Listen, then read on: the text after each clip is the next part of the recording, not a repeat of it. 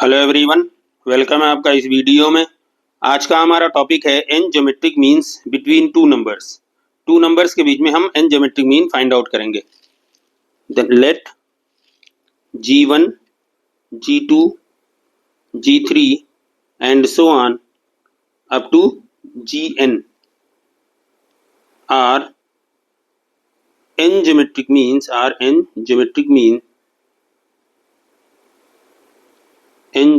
Means inserted between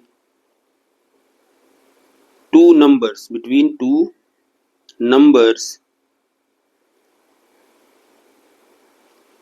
A and B, then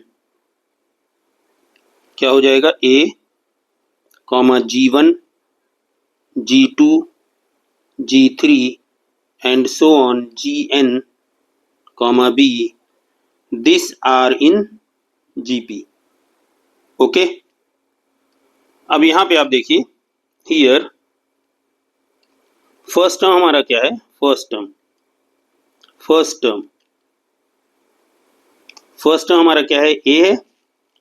last term हमारा क्या है, last term, this is B.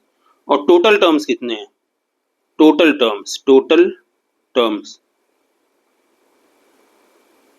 कितने, देखिए n टर्म्स ये हो गए और n+1 और ये n+1 ये n+2 मीन्स n टर्म्स ये हो गए ज्योमेट्रिक मीन्स, और ये ए बी 2 टर्म्स ये हो गए तो n+2 हो गए टोटल टर्म्स, n+2। ठीक है, देखिए ये लास्ट टर्म ही हमारा n+2 एक टर्म है। ठीक है, तो इसको हम कह सकते हैं n+2 एक टर्म ये हमारा है।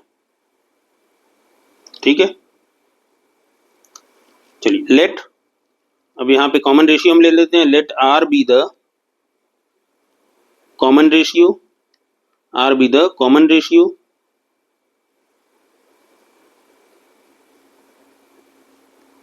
देन हम n+2 एक टर्म से R की वैल्यू कैलकुलेट करेंगे। देन n+2th टर्म, इसको कैलकुलेट करेंगे, क्या है ये Tn+2। इसकी वैल्यू क्या होती है, a r⁴ n+2 जो हमारा टर्म है -1। ठीक है, जिसको हम लिखते हैं दिस इंप्लाइज दैट, देखिए Tn+2 एक टर्म क्या है हमारा, this is equal to b, this is equal to a r⁴n+1।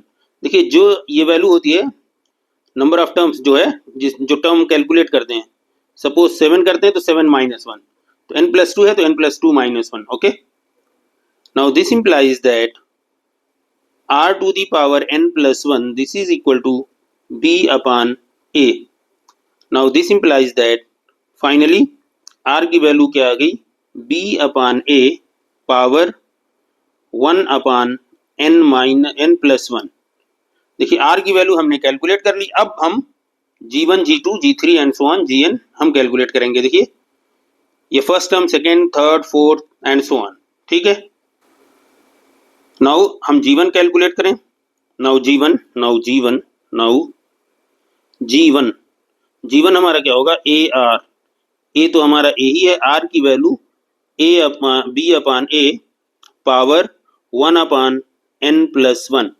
ठीक है, नाउ दिस इज इक्वल, ये क्या हो जाएगा, दिस इज इक्वल A, देखिए ये पावर यहाँ 1 है तो 1 माइनस, देखिए डिवाइड के नीचे है तो -1 upon n+1, ये A पे पावर हो गई और B पे पावर हमारी क्या है, as it is 1 upon n+1।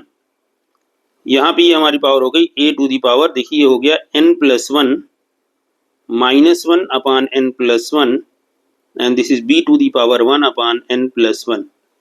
तो फाइनली हमें दिस इज इक्वल टू क्या हो गया, A⁴ 1 cancel, n upon n+1 and B power 1 upon n+1। Okay, तो G1 की वैल्यू हमें मिल गई। दिस इंप्लाइज दैट, यहाँ लिख लीजिए G1, this implies that G1 is equal to, finally this implies that G1 is equal to this.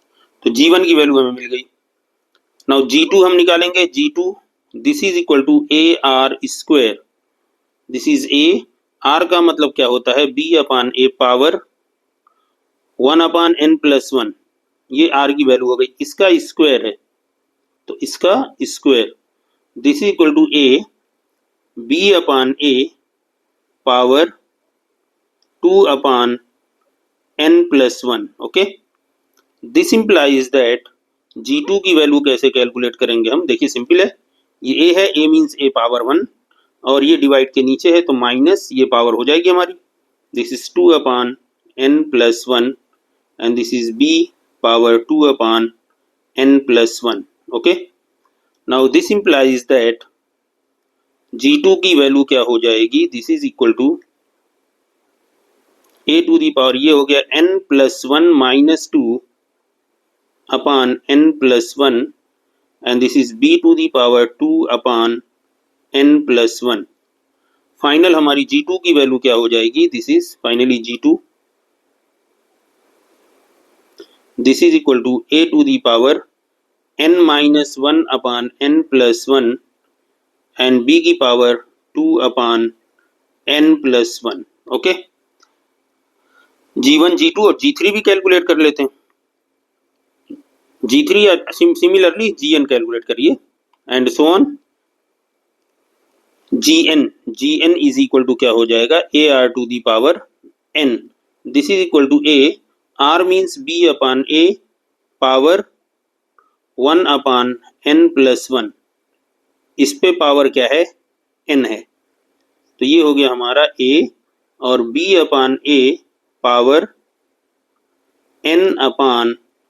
n/n+1। ठीक है, now this implies that Gn की वैल्यू क्या हो गई हमारी, this is a to the power 1 minus n/n+1 and b n/n+1।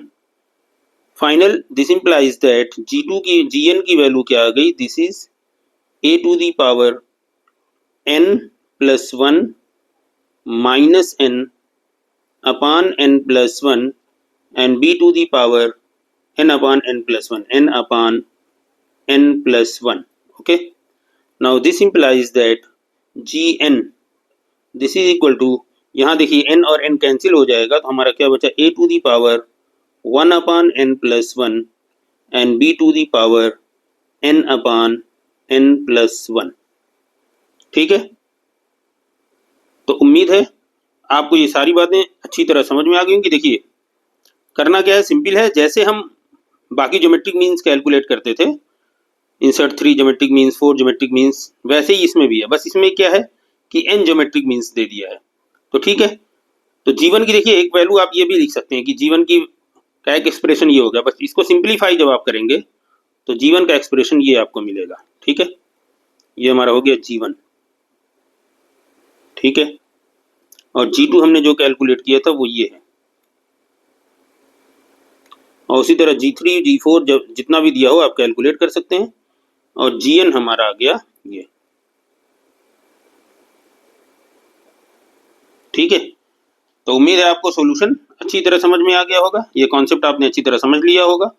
तो इसी पे रिलेटेड हम नेक्स्ट वीडियोज में प्रॉब्लम सॉल्व करेंगे, जिसमें हम 4th ज्योमेट्रिक मीन तो हमने कई प्रॉब्लम सॉल्व कर लिए 3, 4, 2 पे, अब हम 5, 6, 7 पे एक आध प्रॉब्लम सॉल्व करेंगे और फिर हम n ज्योमेट्रिक मीन्स पे कुछ प्रूफ्स भी करेंगे। ओके, तो चलिए मिलते हैं अगली वीडियो में, गुड बाय।